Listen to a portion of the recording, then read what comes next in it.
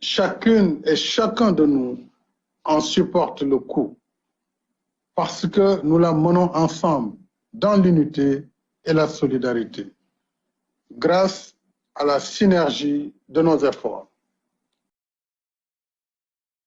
Remercier toutes les forces vives de la nation qui ont permis cette symbiose. L'Assemblée nationale, majorité, opposition et non-inscrits confondus. Le gouvernement et les autres institutions de la République, les autorités locales, les partenaires sociaux, le secteur privé, les guides religieux, les chefs coutumiers, la société civile et les mouvements citoyens.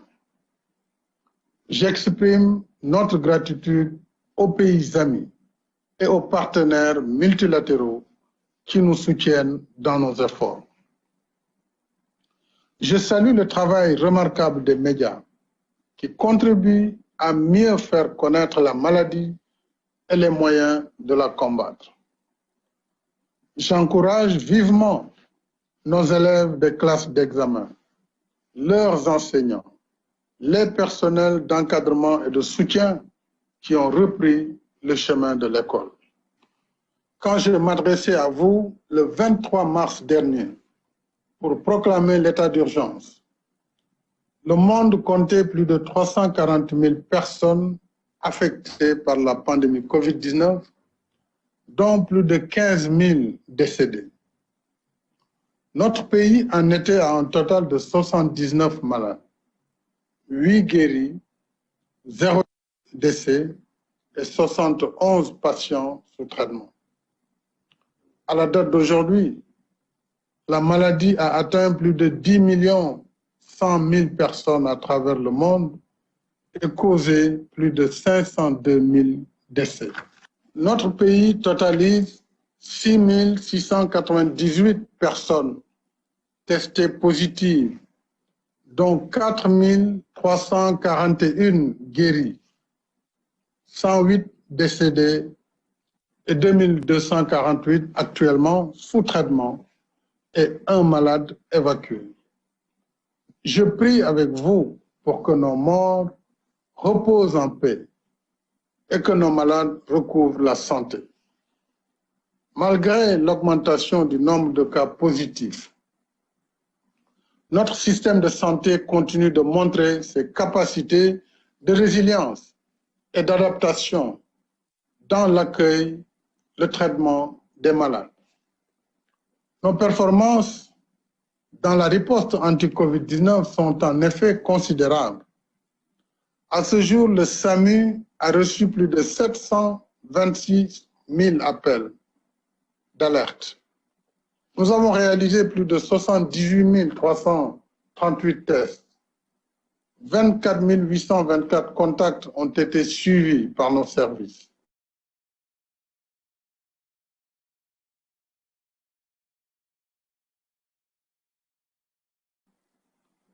Le taux de létalité au Sénégal est de 1,5% contre une moyenne africaine de 2,5% et de 5,2% au niveau mondial. Le Sénégal affiche un taux de guérison de 64,8% contre une moyenne africaine de 48% et mondiale de 50%. À l'échelle nationale, les statistiques montrent que les principaux foyers de la pandémie sont essentiellement localisés dans les régions de Dakar, Diourbel et Thiès, qui concentrent 92% des cas de contamination. Le département de Dakar, à lui seul, totalise 54% des cas recensés sur l'ensemble du territoire national. Dans ces trois régions, il convient donc de redoubler de vigilance et d'efforts pour arrêter la propagation de la maladie en intensifiant les campagnes de proximité. Je tiens une fois de plus à exprimer notre gratitude et rendre hommage à notre remarquable corps médical, paramédical et au personnel de soutien pour leurs compétences, leur engagement et leur disponibilité.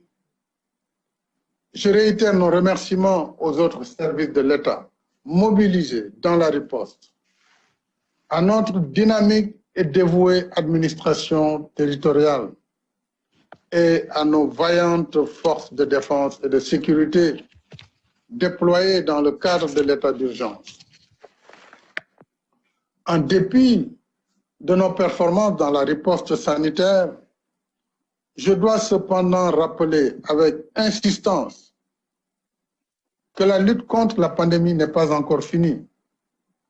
La maladie est toujours là et toutes les projections montrent que le virus continuera de circuler durant les mois à venir. Nos services de santé et tous les autres acteurs mobilisés dans la riposte anti-Covid-19 donnent le meilleur d'eux-mêmes. Mais en définitive, l'issue de notre lutte contre notre ennemi commun dépendra en grande partie de nos propres comportements individuels et collectifs. Il nous faut par conséquent redoubler d'efforts dans les attitudes qui empêchent la propagation du virus. Se laver fréquemment les mains, respecter la distanciation physique, éviter les rassemblements non nécessaires, limiter les déplacements et porter correctement le masque. Il est établi que le port du masque réduit considérablement la circulation du virus. Et je rappelle qu'il est obligatoire dans les espaces publics, les lieux de travail, publics et privés, les transports et les commerces. Dans ce front uni que nous menons contre ce terrible fléau, le port du masque est à la fois une mesure de protection de soi-même et de son prochain, mais aussi un acte de civisme et un engagement patriotique vis-à-vis de la nation. J'appelle par conséquent à une mobilisation de toutes et de tous pour le respect des gestes barrières et le port systématique et correct du masque. J'invite instamment les élus locaux, les partenaires sociaux, le secteur privé, les guides religieux, coutumiers, la société civile et les mouvements citoyens à poursuivre leur action d'alerte, de veille et de sensibilisation dans nos villes, nos villages, nos quartiers et nos communautés. Veillons particulièrement aux personnes âgées et à celles souffrant de certaines pathologies, parce qu'elles sont les plus vulnérables aux formes sévères de la maladie. J'appelle une fois de plus à ne pas stigmatiser les malades de la COVID-19. Un malade mérite compassion, pas la stigmatisation. Stigmatiser un malade, c'est ajouter de la souffrance à la souffrance.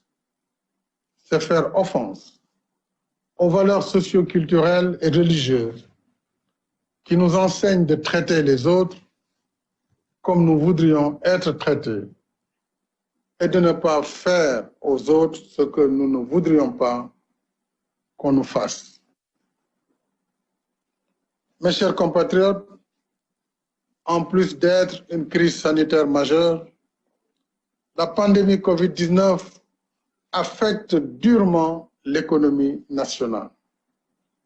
D'après les dernières évaluations, notre taux de croissance économique passerait de 6,80% à 1,1%, voire moins. Plusieurs secteurs de l'économie, comme les transports aériens, le tourisme, l'hôtellerie, la restauration, la culture et les loisirs, l'artisanat et le commerce, les produits agricoles sont à l'arrêt ou au ralenti. Voilà pourquoi j'ai mis en place le Fonds de riposte et de solidarité contre les effets de la COVID-19, Force COVID-19, doté de 1 000 milliards de francs CFA pour financer le programme de résilience économique et sociale. Ce programme qui vise à renforcer nos systèmes de santé et soutenir nos ménages, notre diaspora, nos entreprises et les salariés est en cours d'exécution. Sur la composante santé, le programme nous a permis de dérouler sans tarder notre stratégie de riposte à la pandémie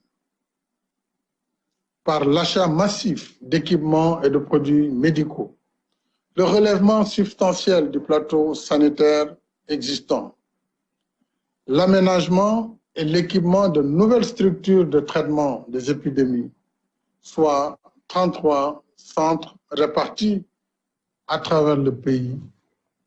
Enfin, la prise en charge des malades et des personnes confinées. Nous allons renforcer ces acquis.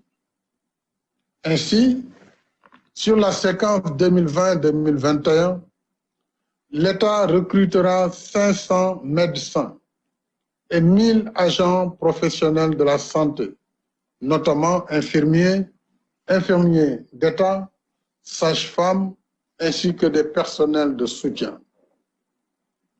S'agissant des médecins, la priorité sera accordée aux districts éloignés et aux spécialistes. En outre, le gouvernement mettra en place sur la période 2020-2024 une ambitieuse stratégie de modernisation du secteur de la santé et de l'action sociale à travers le plan d'investissement pour un système de santé et d'action sociale résilient et pérenne, dont une composante dédiée à la télésanté. Ce plan sera adopté prochainement lors d'un conseil présidentiel.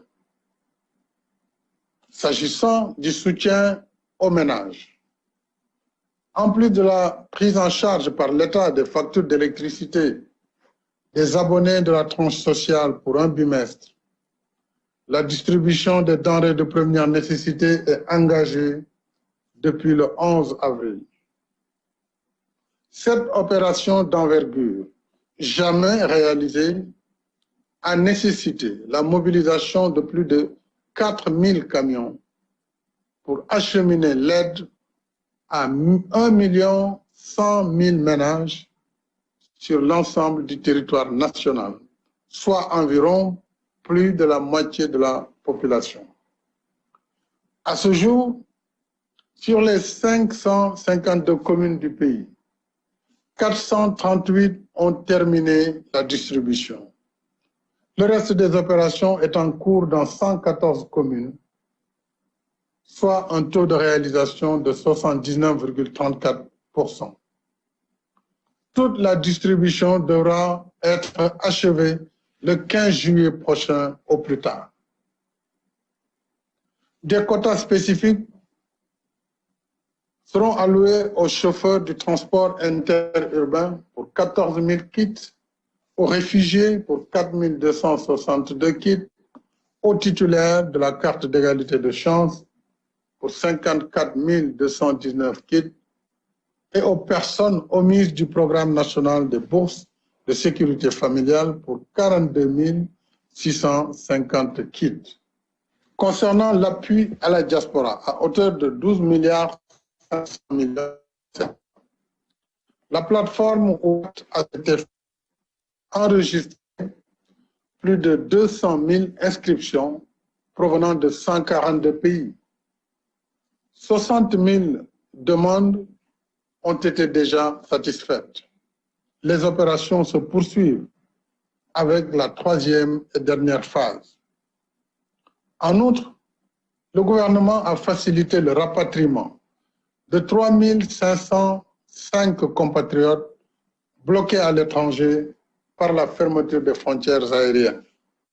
Les vols se poursuivront pour une vingtaine de pays jusqu'au 3 juillet. Pour le compte du secteur privé, Le programme de résilience économique et sociale a permis le paiement de créances du secteur privé sur l'État en montant de 122 milliards de francs CFA, des reports d'échéance au niveau des banques pour un montant de 135 milliards et l'opérationnalisation du mécanisme de financement dont les entreprises bénéficiaires ont pu ainsi obtenir des crédits de trésorerie à des taux préférentiels pour un montant d'environ 10 milliards de francs CFA. Ce mécanisme aide à couvrir des charges incompressibles pour maintenir 5 374 emplois. Enfin, la délégation à l'entrepreneuriat rapide des femmes et des jeunes a soutenu à hauteur de 15 milliards 800 millions de francs le secteur de la pêche.